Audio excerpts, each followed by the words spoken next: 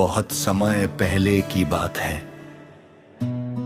एक नगर में एक साहूकार रहता था। उसके 7 बेटे और एक बेटी थी। बेटी का नाम था करवा। वो अपने मायके आई हुई थी।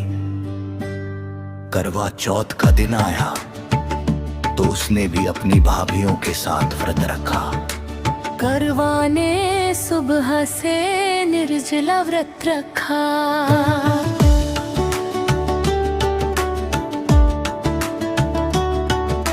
शाम होते होते उसे भूख और प्यास बहुत सताने लगी।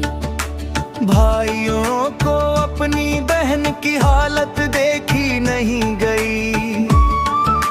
उन्होंने एक योजना बनाई।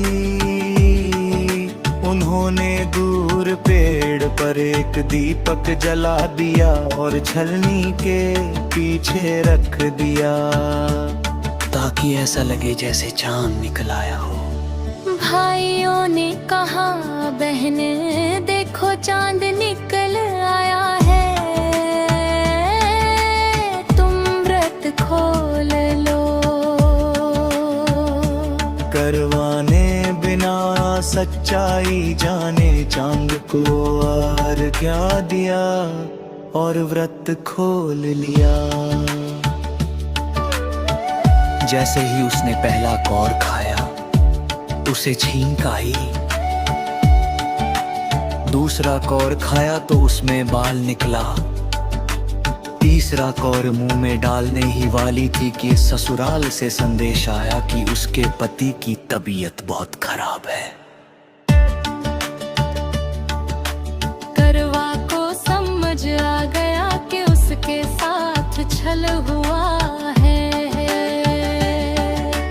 और व्रत अधूरा रह गया। वो तुरंत ससुराल पहुंची। वहाँ उसने देखा कि उसके पति मूर्छित अवस्था में पड़े हैं।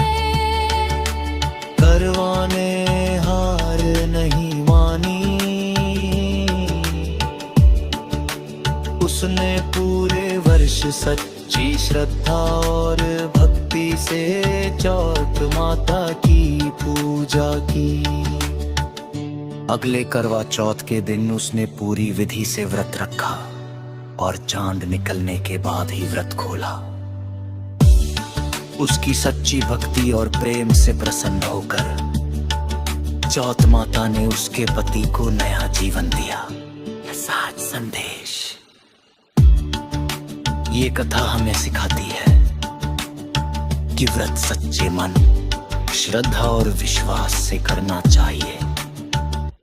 छल कपट से किया गया कार्य शुभ फल नहीं देता।